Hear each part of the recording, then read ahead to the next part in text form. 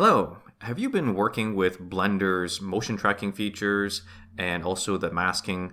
And you've noticed that when you create a tracking marker that has location and rotation as the motion model, and you track it over time, you can see that it is in fact rotating to match up to the feature you're tracking.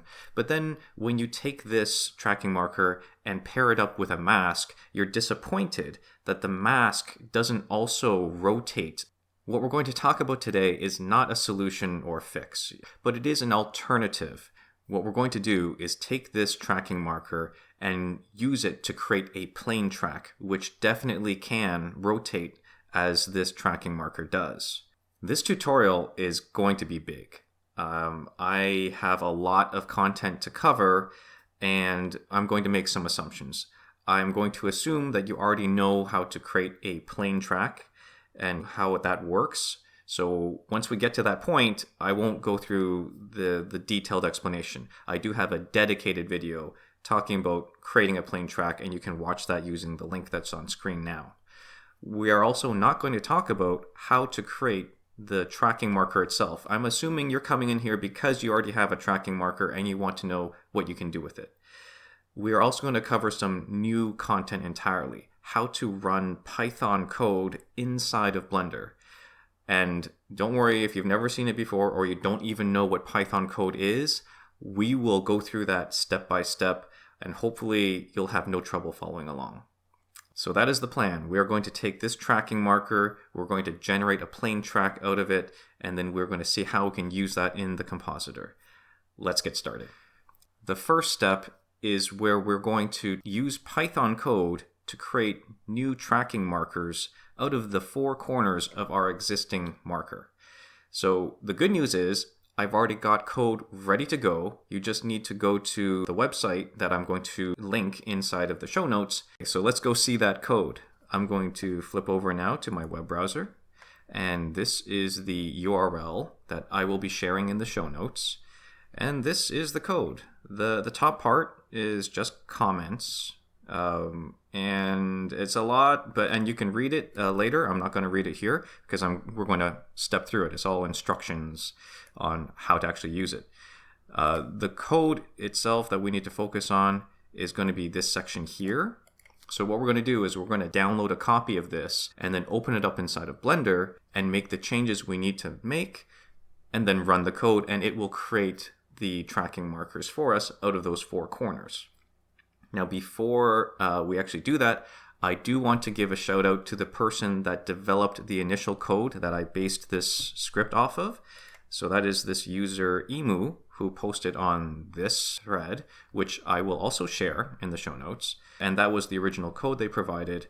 And that's all. I just wanted to give credit where credit is due. I did not create the initial concept or the code, but I did tweak it. Okay, so here we go. Let's go back into my script. And what we're going to do is click this download button here. It says download raw file. So click on that. Okay, so it's downloaded now. Let's go back into Blender and make use of this code. So I'll click over here to get back in. And now, here in Blender, what we need to do as a first step here is to add a new editor that we haven't seen before. It's called the text editor.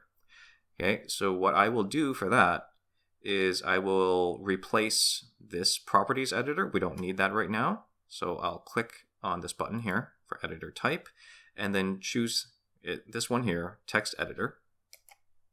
Okay, and I will click and drag this out so I can see more of the buttons.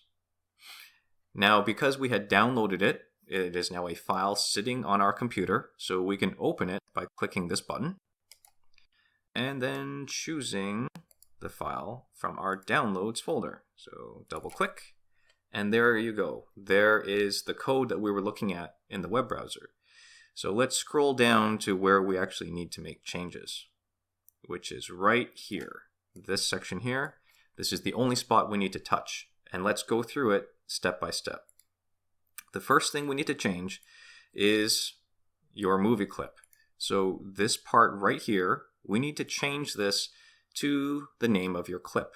And that name, you can find it right over here inside of our movie clip editor. This is the name of the clip, which by default is the name of the video file and it would stay that way unless you had changed it. So I didn't change it back when I created the tracking marker. So I'll just go ahead and copy that by pressing Control C, and then back over here, press Control V to paste. There you go. Now the next thing we need to change is this part here where it says your marker equals track. This needs to be the name of your track. If when you created your tracking marker, it was the first one you created for the video file and you had not changed it, then it should still be called track and you won't need to touch this. For me, I have to go up here and I can see that I had called it AntButt. So again, I will press Control C, and over here, double click on that to select, and then press Control V to replace. Okay, so those are the first two changes we need to make. The second two, it depends. It depends on what you did with your tracking. If, like me, you didn't track through the entire footage, as you can see here, this is my entire scene. It goes from 1 to 1250, but I only tracked this section here. If you did configure the tracking marker and track throughout the entire scene, then you don't need to make any further changes. You can go ahead and execute the code now, so you can skip ahead in the video. Otherwise, let's talk a little bit more. So I'm going to zoom in on this section here because I want to show you something else. Not only did I not track the entire footage, I also have a gap right here because as you can see, if I scrub through, I was tracking the ant as it was going across the screen, and at about this point, it actually goes off the screen. So there was nothing to track. And then later on, he came back on, so I tracked that as well.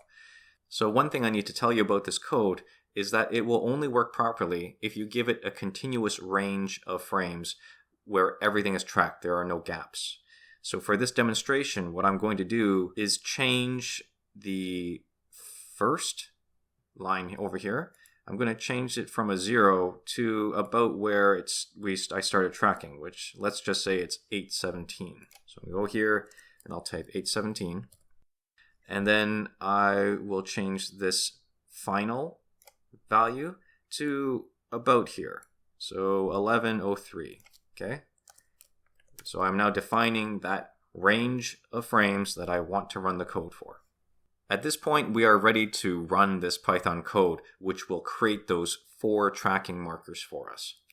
So to do that, we need to go back into the text editor and press the play button. The play button is hidden right now because this menu bar up here is actually quite wide. So we have 2 options. One is we can click and drag to expand out the region so that we can see the play button right here. The other option, and this is just a nice little tip for you, is instead of adjusting the width of this region, you can just hold down on your middle mouse button and then drag across. And that's another way to get to it. And this works for all of these different editors. Okay, so we've got the play button ready to go. Now, before we actually run this, I want to tell you one thing. If this does work properly, then it should finish like really fast and you will have your 4 tracking markers. If there are any problems with any of these settings here, then instead of working, it's going to show some kind of error message down here. If that does show up, then please take a look at these settings and make sure that everything's right, that you have this set to the name that appears here, that you have this set to the name that appears here, and you have first and final set so that it covers the range of frames that you have tracked. Okay, so let's go ahead and try pressing that button now. And what I'd like you to do is pay attention to this section right here as I press the button. 3, 2, 1, go. There. Did you see all that? Now we have all this extra stuff going on here. Let's zoom in a bit so we can see it better. And actually, we definitely need to see better because the next step is going to be using these 4 new tracking markers to create our plane track. And this part is the same as the video that I had created about making plane tracks. Okay, so let's go ahead and do that now. I'll press Alt-A to deselect everything. And then, holding down on the Shift key, I'm going to right-click to select each of these new tracking markers. And now we can create our plane track. So over here on the left-hand side, go to Solve, expand out the plane track panel, and click this button, Create Plane Track. So now we have our plane track. We just need to adjust the corners of the plane track to align with the corners of our original tracking marker. So I'll do that now. 1 and 2 and 3 and 4. Okay, so we have our plane track created. Now let's talk about next steps. What can we do with this? Like I said, this plane track, it will follow that rotation that we have with the original tracking marker. Let's see that in action in an easy way. What I'm going to do is zoom out a little bit, and I will give you a preview of that by opening up plane track and then adding an image to show up right over there. Okay, so I'm going to click on Open, and then I'm going to find my image. Here we go. There. So this is a green arrow. It's a little bit hard to see, but what I'm going to do is make some changes to the plane track to make it more visible. So I'm going to start by pressing the S key to scale and increasing the size of it. And then I'm also going to grab it and reposition it so it's next to the ant. And that's it. So now let's zoom out a little bit and then just kind of scrub through to see how this looks. That's pretty cool, right? It is following along like we expect, and it's also rotating exactly the same way as the original tracking marker that we had created. Okay, so that's it. It's pretty cool, right? We now have a plane track which is rotating based off of the original tracking marker. So this marks the end of the new content. I don't have anything new to show you from this point on that you haven't already seen if you've watched my previous videos. But I will continue for anyone that wants to see it. I am now going to go into the compositing workspace to finish the job, to add in this image as a plane track deform, and then render it out. Okay, so let's do that now. I'm going to click the plus button here, go to VFX, compositing. I'm going to create a copy of this scene with the same settings, and I'll call this comp for compositor. Okay, click use nodes, get rid of that one. Shift A, and we're going to add a few things. We're going to start with that movie clip, put that over here. Let's switch to the node panel. I can click here, and I can just choose this option because I already had it loaded from the motion tracking. All right, Control Shift left click to make that the background. Home to size it down. Let's zoom in a bit too, make this bigger. So I've got the movie clip. Now I'm going to add the image. Okay, so this is going to be the same image that I had loaded up inside of the motion tracking in the movie clip editor. So that's that arrow. Now I'm going to add under distort our plane track deform. Plop it over there. Connect up image to image, and then click here to select that same clip, and then click here, choose camera, click here, choose the plane track. We didn't rename it this time. And we can Control Shift left click to see what that looks like. There it is, there's the arrow. Great. All right, bring that over down here. All right, and then to finish the job, Shift A, we're going to add one last thing, the color alpha over. Okay, drop that here. So the background is going to be the movie file, and the foreground is going to be our plane track deform. Control Shift left click on the alpha over, and there it is. There is our ant. Right? So, and where are we here in our scene? We were at about, I think it was 8. Yeah, let's go with this one. So we're at 822, and we finished around, I think, 1100. Okay, I got our frame range. I'm going to render this out. And the final thing, of course, to finish it off, connect alpha over to the composite. And that is it. We've got our workflow created properly. Let's expand this out now and go into the output settings.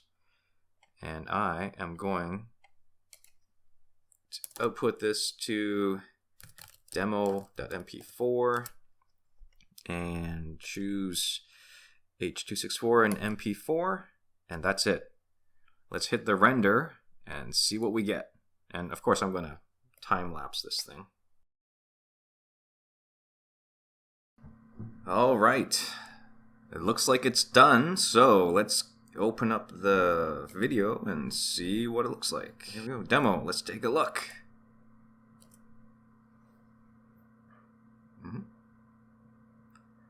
Pretty neat. Pretty neat. Turned out very well. I mean, the movement of it, it's a little bit wonky, but that's because the tracking marker was a little bit wonky. If you had a nice clean tracking, then it should be way smoother than that. And now you have something that you can do that involves the rotation. So it's not a mask, but it is some kind of rotoscoping there. Okay, so that is it for this session. How to create a plane track out of a tracking marker that has rotation so that the plane track itself will also rotate, and then how you can use that inside of the Compositor to do nifty rotoscoping type actions with it. Hope you did enjoy that. I really hope that code works for you. If you did like this, please do give this a thumbs up and consider subscribing and ringing the bell so you can see content when it shows up. Thanks, and bye now.